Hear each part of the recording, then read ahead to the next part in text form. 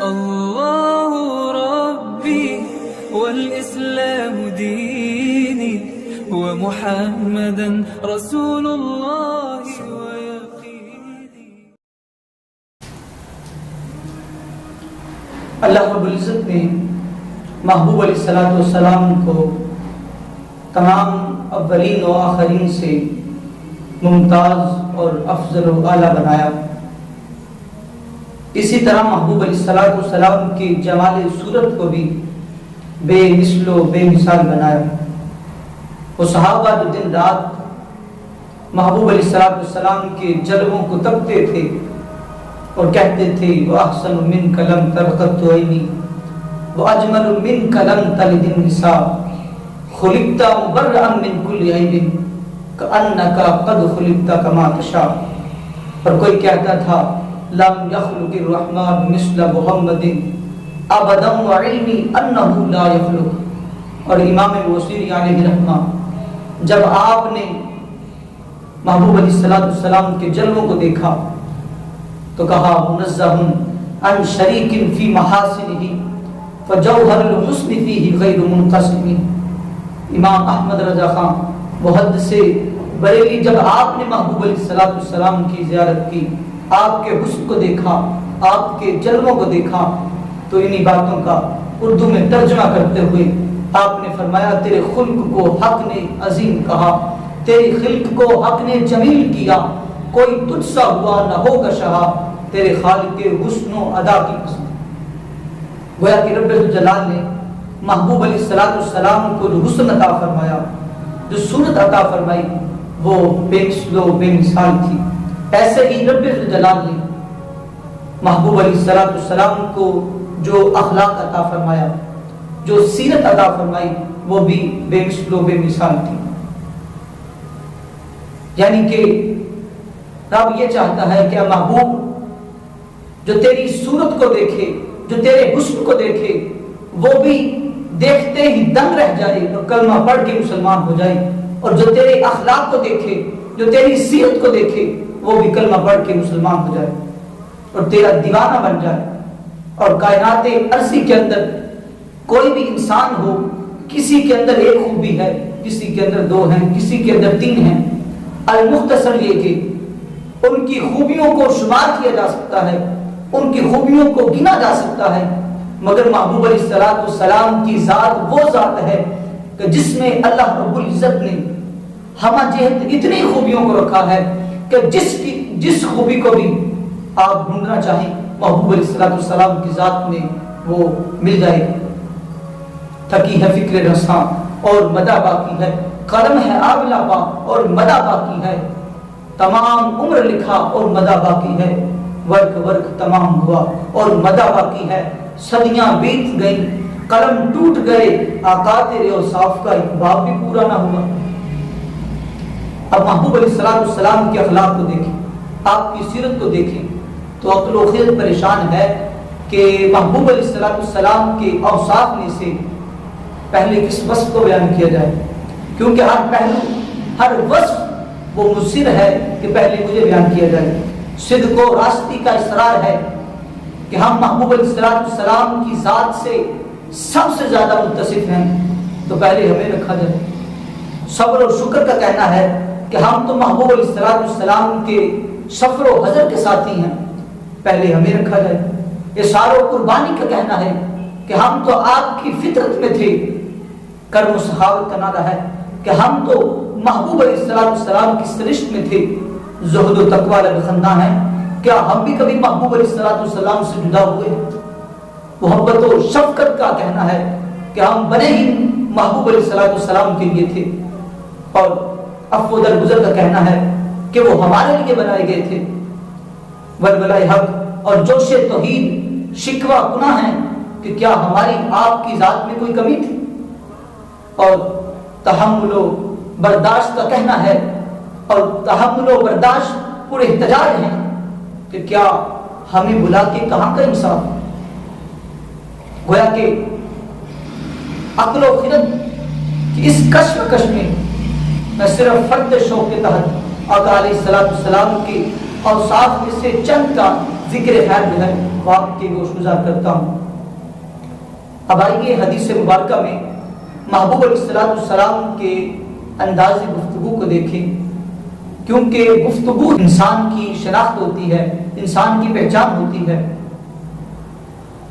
تو محبوب علیہ السلام جب اپنی زبان مبارک کو ہلاتے تھے، وہ زبان جس کو سب کن کی کنجی کہیں، اس کی نافذ حکومت پہ لاکھوں سلام۔ جب محبوب علیہ السلام اس زبان کو ہلاتے تھے اور کلام فرماتے تھے تو منہ سے پھول جھڑتے تھے۔ کسی نے کہا تیری خوشبو نہیں ملتی، تیرا لہجہ نہیں ملتا، ہمیں تو دنیا بھر میں کوئی تجھ سا نہیں ملتا۔ اور پنجابی کے کسی شاعر نے کہا کہ میرے نبی کی زبان میرے واسطے قرآن، کسے ہوڑ دا بیان چنگا لگ گئی نہیں۔ پر میاں محمد بخش علیہ رحمہ جب آپ بولے تو آپ نے فرمایا ککھ سواد نہ مشری اندر تے میں کھنڈا بھی چکھ ڈٹیاں، انہاں ساریاں چیزاں نالوں گلاں سجن دیاں مٹھیاں۔ تو محبوب علیہ السلام کے انداز گفتگو کو دیکھیں کہ جب آپ گفتگو فرماتے تھے تو انداز کیا تھا۔ تو ہم دیکھتے ہیں کہ حضرت انس رضی اللہ تعالی عنہ فرماتے ہیں کہ محبوب علیہ السلام اذا تکلم بکلمۃ اعادها ثلاثا حتى يفهم عنه۔ اور حضرت ام المؤمنین عائشہ الصدیقہ رضی اللہ تعالی عنہا آپ فرماتی ہیں کہ محبوب علیہ السلام کا کلام ایسا تھا، کان کلام رسول اللہ صلی اللہ علیہ وسلم کلاما فصلا یفہمہ کل من یسمعہ۔ فرماتے ہیں کہ محبوب علیہ السلام جب بھی گفتگو فرماتے تھے تو ایک بات کو دہرا کے 3 بار دہرا کے اس بات کو بیان کیا کرتے۔ اور ام المؤمنین آپ فرماتی ہیں کہ محبوب علیہ السلام کا کلام اتنا واضح ہوتا تھا کہ جو بھی آپ کے کلام کو سنتا تھا وہ آپ کی مراد کو سمجھ جاتا تھا۔ اور پھر محبوب علیہ السلام کی ہر بات کے اندر ہمیشہ سچائی جھلکتی تھی۔ حالانکہ جس معاشرے کے اندر آپ نے آنکھ کھولی اس معاشرے کی بنیادوں کے اندر غلط بیانی تھی، دھوکہ دہی تھی، فریب تھا، جھوٹ تھا، اور جھوٹ بولنے کو ذہانت سمجھا جاتا تھا، فطانت سمجھا جاتا تھا۔ مگر محبوب علیہ السلام نے کبھی بھی پوری زندگی کے اندر نہ اعلان نبوت سے پہلے اور نہ اعلان نبوت کے بعد کبھی جھوٹ بولا۔ یہی وجہ تھی کہ محبوب علیہ السلام کے جو بدترین دشمن ہوتے تھے وہ بھی آپ کو صادق و امین کہتے تھے۔ اور پھر آپ کی گفتگو کے اندر فصاحت و بلاغت اس قدر حد اعجاز کو پہنچی ہوتی کہ بڑے بڑے فصحاء اور بلغاء جو تھے وہ دنگ رہ جاتے۔ تیرے آگے یوں ہیں دبے رچے فصحاء عرب کے بڑے بڑے، کوئی جانے منہ میں زبان نہیں جسم میں جان نہیں۔ اس کی پیاری فصاحت پہ بے حد درود، اس کی دلکش بلاغت پہ لاکھوں سلام۔ محبوب علیہ السلام گفتگو فرماتے تو نرم گفتار، نرم مزاج سے اور ہمیشہ سچ بولتے، اور محبوب علیہ السلام کے الفاظ بھی واضح ہوتے کہ ہر کوئی آپ کی مراد کو سمجھ جاتا ہے۔ اب آئیے محبوب علیہ السلام کے عفو درگزر کو دیکھیں، آپ کے تحمل و برداشت کو دیکھیں تو ہم دیکھتے ہیں کہ وہ کفار مکہ، وہ اہل مکہ کہ جنہوں نے محبوب علیہ السلام کو ہر لمحہ اذیت پہنچائی اور تکلیف میں رکھا، یہاں تک کہ محبوب علیہ السلام ہجرت کر گئے۔ وہاں پہ بھی ان کفار مکہ نے محبوب علیہ السلام کو چین سے نہ بیٹھنے دیا اور ہر سال آپ پہ جو ہے وہ جنگ کو مسلط کرتے، کبھی بدر، کبھی احد، کبھی خندق، کبھی حنین۔ المختصر یہ کہ ہر لمحہ محبوب علیہ السلام کو بے چین رکھتے تھے۔ مگر جب محبوب علیہ السلام 8 سالوں کے بعد مکہ کو فتح کر کے تشریف لائے، اب ہر ایک کا خیال تھا کہ اب کوئی نہیں بچے گا، سب کی گردنوں کو اڑا دیا جائے گا۔ مگر محبوب علیہ السلام کی آواز مکہ المکرمہ میں بلند ہوئی اور آپ نے فرمایا لا تثریب علیکم اليوم اذهبوا انتم الطلقاء، فرمایا آج تم سے کوئی مواخذہ نہیں کیا جاتا، جاؤ میں تمہیں آزاد کرتا ہوں۔ اور پھر آزادی کا یہ عالم تھا کہ کہا کہ عورتوں اور بچوں کو امان ہے، انہیں قتل نہیں کیا جائے گا، اور جو اپنے ہتھیار کو پھینک دے اور کہہ دے کہ میں جنگ نہیں چاہتا، فرمایا کہ اس کو بھی امان مل جائے گی، اور جو اپنے گھر کے اندر داخل ہو جائے اور دروازے کو بند کر لے اس کو بھی امان مل جائے گی۔ اور پھر حضرت انس بن مالک رضی اللہ تعالی عنہ آپ سے پوچھا گیا کہ محبوب علیہ السلام کا افضل گزر کیسا تھا، آپ کا تحمل کیسا تھا، آپ کی برداشت کیسے تھی؟ تو آپ فرماتے ہیں کنت امشی مع النبی صلی اللہ علیہ وسلم وعلیہ برد فادرکہ اعرابی، فرماتے ہیں کہ میں محبوب علیہ السلام کے ساتھ جا رہا تھا اور آپ کے اوپر ایک نجرانی چادر تھی جس کے کندھے جو تھے، جس کے کنارے جو تھے وہ سخت تھے۔ تو کہتے ہیں کہ فادرکہ اعرابی، ایک اعرابی آیا، فجذبہ جذبۃ شدیدہ، اس نے محبوب علیہ السلام کی چادر کو زور سے کھینچا۔ کہتے ہیں کہ یہاں تک کہ میں نے دیکھا کہ محبوب علیہ السلام کے کندھوں کے اوپر اس چادر کے کھینچنے کے نشان جو ہمیں پڑ گئے۔ ثم قال مرلی، پھر اس اعرابی نے کہا کہ مرلی من مال اللہ الذی عندک، کہ اللہ رب العزت کا جو مال تیرے پاس ہے اس مال میں سے میرے لیے حکم کر کہ مجھے عطا کیا جائے۔ محبوب علیہ السلام نے التفات فرمایا، توجہ فرمائی، فضحک، پھر مسکرائے، ثم امر له بیعطا، پھر محبوب علیہ السلام نے اس اعرابی کو عطا کرنے کا حکم ارشاد فرمایا۔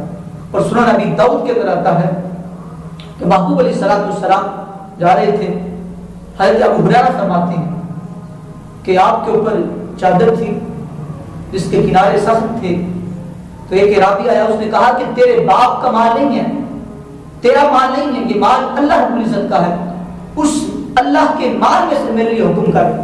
تو محبوب علیہ السلام نے فرمایا کہ ہاں تو ٹھیک کہتا ہے کہ یہ مال میرا نہیں، میرے باپ کا نہیں ہے، یہ اللہ رب العزت کا مال ہے، مگر جو تو نے مجھے اذیت پہنچائی ہے، جو تو نے تکلیف دی ہے، اس کا تجھ سے حساب لوں گا۔ تو اس اعرابی نے کہا کہ میں اس کا حساب نہیں دوں گا۔ تو محبوب علیہ السلام یہ باتیں کرتے ہوئے مسکرا رہے تھے۔ پھر محبوب علیہ السلام نے ارشاد فرمایا کہ اس کے ایک اونٹ کو جو ہے وہ جو سے بھر دیا جائے اور دوسرے اونٹ کو کھجوروں سے بھر دیا جائے۔ اس حدیث مبارک کے اندر محبوب علیہ السلام کا افضل گزر ہے، آپ کی برداشت ہے، آپ کا تحمل ہے اور آپ کی سخاوت ہے۔ اور پھر کمال برداشت اور تحمل یہ تھا کہ حضرت ام المؤمنین عائشہ الصدیقہ رضی اللہ تعالی عنہا آپ فرماتی ہیں ما انتقم رسول اللہ صلی اللہ علیہ وسلم لنفسہ فی شیء قط، کہ محبوب علیہ السلام نے کبھی بھی اپنی ذات کے لیے کسی سے انتقام نہیں لیا، الا ان تنتہک حرمت اللہ فینتقم بها اللہ، ہاں اگر اللہ رب العزت کی حرمت کو پامال کیا جاتا تو پھر محبوب علیہ السلام انتقام لیا کرتے، ورنہ محبوب علیہ السلام نے کبھی بھی فقط اپنی ذات کے لیے جو وہ کسی سے انتقام نہیں لیا۔ تو یہ ہمارے لیے سبق ہے کہ جب بولا جائے تو میٹھی زبان سے، نرم مزاج سے، اور جب کوئی تکلیف پہنچائے تو پھر معاف کرنا محبوب علیہ السلام کی سنت ہے۔ دعا ہے کہ اللہ رب العزت ہمیں عمل کی توفیق